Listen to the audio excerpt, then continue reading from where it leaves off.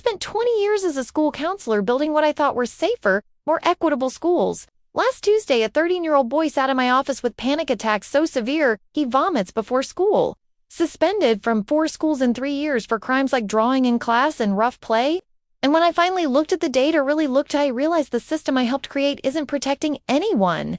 It's systematically breaking an entire generation of boys, and I can prove it. My name is Marianne Holt. I'm 46, and I've been a school counselor for nearly 2 decades. I built my career on one belief, that I was one of the good ones, the fixer, the advocate. The person who stayed late rewriting policies, training staff, building programs for safer and more equitable schools. But last week, something happened that I can't unsee. It started on an ordinary Tuesday at Cedar Ridge Middle School. The secretary buzzed about a new transfer student. A woman named Dana stood in my doorway gripping a folder, knuckles pale. Beside her stood Eli, a thin 8th grader, eyes down like he'd learned looking up only made adults angry. He's been to 4 schools in 3 years, Dana said, voice tight. Every place says they're doing what's best. Then they suspend him, and we start over. He's exhausted? I'm exhausted. I opened Eli's file, the thick kind. Suspended for aggressive play. Suspended for making girls uncomfortable after asking someone to a dance. Removed for disrupting class. Placed on ADHD medication over parent objections. Pulled off when it made him worse. Then suspended again for inability to focus. The teacher notes read like a template I'd seen 1,000 times. Typical boy energy that needs correction, does not respect boundaries, dominates space, needs to learn appropriate behavior. I'd treated those lines like evidence for years. Proof the adults were protecting other students, maintaining order, keeping the environment safe. But something felt different this time. Maybe because Eli sat right there, shoulders curved inward like he was trying to occupy less air. Maybe because when I asked softly, "How's it been going?" he flinched like the question was a trap. Dana's voice cracked. He's not a bad kid. He's not dangerous. He's a boy. He has energy. He runs. He plays rough. He gets excited. He's never hurt anyone, but they treat him like he's already ... already something. My old reflex rose the polished talking points about expectations and safety. Then I actually looked at him. Not at the file, not at the labels, at Eli. And he looked terrified of me. He started having panic attacks this year, Dana said quietly. He's 13. He can't sleep the night before school. He throws up sometimes. He says he feels like he's always in trouble, even when he's trying. Panic attacks 13. Something in my chest tightened. We're going to do this differently here, I said. I'll make sure he gets a fair shot.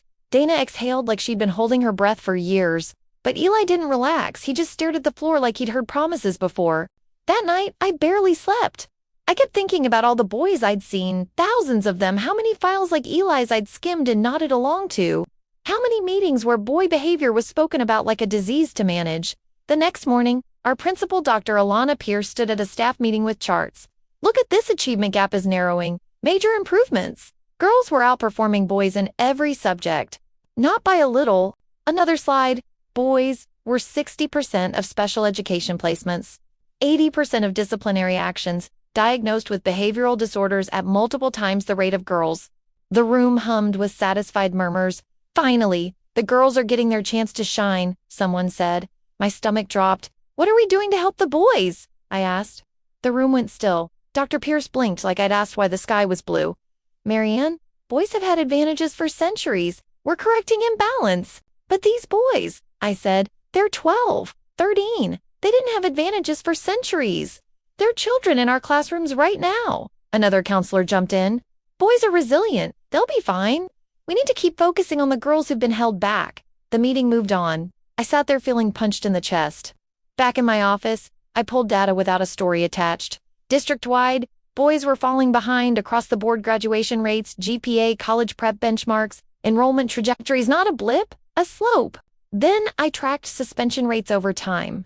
Boys had always been suspended more, but the ratio climbed year after year, and the reasons shifted: less fighting and real violence, more rough play, running in halls, loud talking, making others uncomfortable. The sentence formed like an accusation. We criminalize boyhood. The rest of the week, I noticed things I'd never let myself see. The library had thinned out adventure books boys used to love. Recess rules had multiplied: no tag if it's too aggressive, no football, no roughhousing, no chasing games. Half the boys just stood around bouncing on their feet like caged animals. We had posters everywhere about girl power and strong women. I tried to find anything that said the same to boys. Boys matter. Boys belong. Boys are good. There was nothing. Friday afternoon, Eli got sent to my office. The note said disrupting class. He sat down like he was waiting for sentencing. What happened? I was, drawing. That's it. Can I see? He hesitated before sliding the notebook over. It was incredible robots, mechanical joints, a spaceship interior with perspective lines, shading, precision. Eli, this is impressive. He didn't brighten. He tightened with suspicion. You're not going to suspend me? No, of course not. He blinked like he didn't understand. My last school did. Something cracked inside my chest. They were wrong. He stared at me like I'd spoken another language. I sent him back with a note asking for quiet redirection. No punishment. An hour later, the teacher emailed me annoyed that I wasn't supporting classroom management. That weekend, I read perspectives I'd always avoided.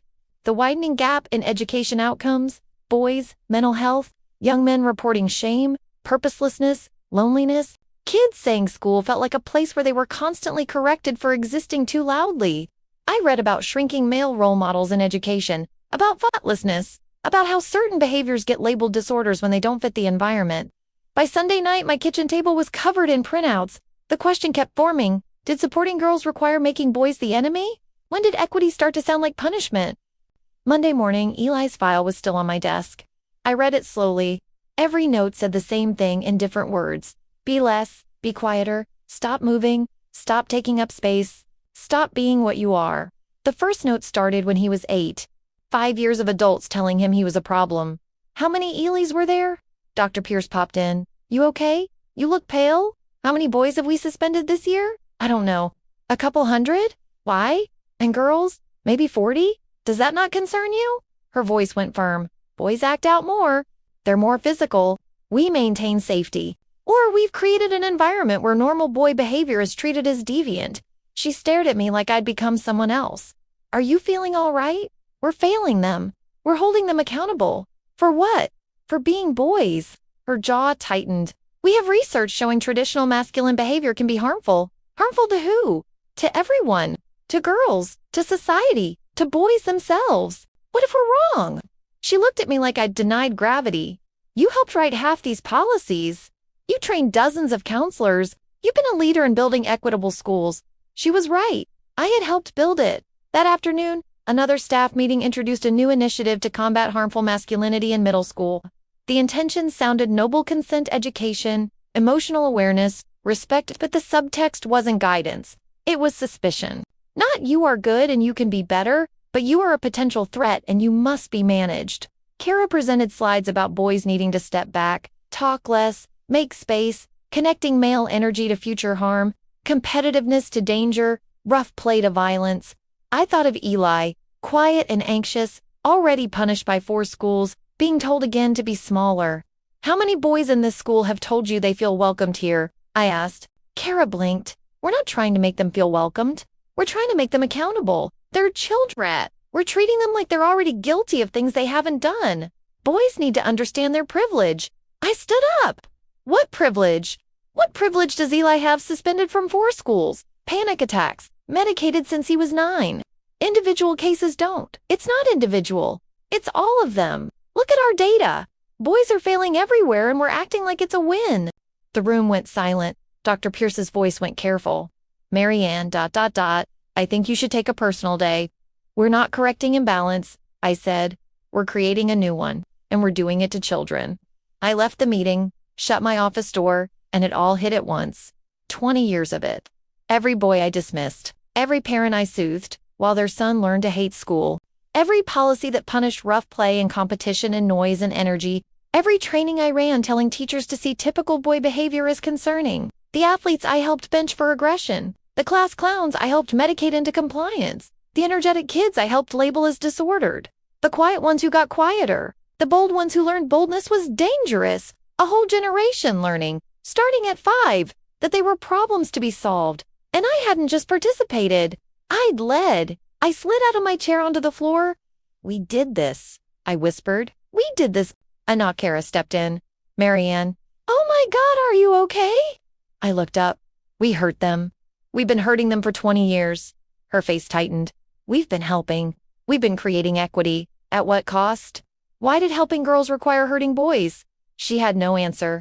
We could have lifted girls up without pushing boys down, I said. We could have supported both, but we didn't. We called it justice and turned it into punishment, and the ones we punished were children. Kara stood there shaken. I need to think, she said, and left. You can't unsuspend the boys you helped punish. You can't unmedicate the ones you pressured into treatment. You can't hand back the confidence you carved out piece by piece. Most of them are grown now, living with whatever they learned about themselves in classrooms like mine. I opened my email and typed, I need to take a leave of absence. Personal reasons. I started packing my office. Photos of smiling students, mostly girls, I noticed. Awards for equity work, certificates from trainings I'd led, programs I'd designed. A soft knock. Eli stood in my doorway. Ms. Holt, are you leaving? Just for a little while. His eyes widened. You're the first counselor who was ever nice to me. My throat closed. I'm sorry. He frowned. For what? For the system that taught you to fear adults? For the years we stole? For looking at you and seeing a problem instead of a kid? For ... everything? Eli was quiet, then said thank you, like he wasn't sure he was allowed to, and left. I still believe girls deserve safety and opportunity and respect. But somewhere along the way, something got corrupted. Protection became suspicion. Equality became punishment, and we aimed it at children. I sat in the dark, thinking about Eli, and the millions of boys like him who never got a counselor who said, you're not the problem. Tomorrow morning, Dr. Pierce will read my email, and when she does, she's going to ask me one question, Anne. I'm not sure I can answer without detonating my entire career, because what I'm about to tell her isn't just that we've been failing, boys. It's that I can prove it. And once the proof is in her hands, there may be no way to pretend this system is working ever again. If this confession kept you hooked, make sure to subscribe, like, and share. We share powerful true stories every day that explore the complex realities of life.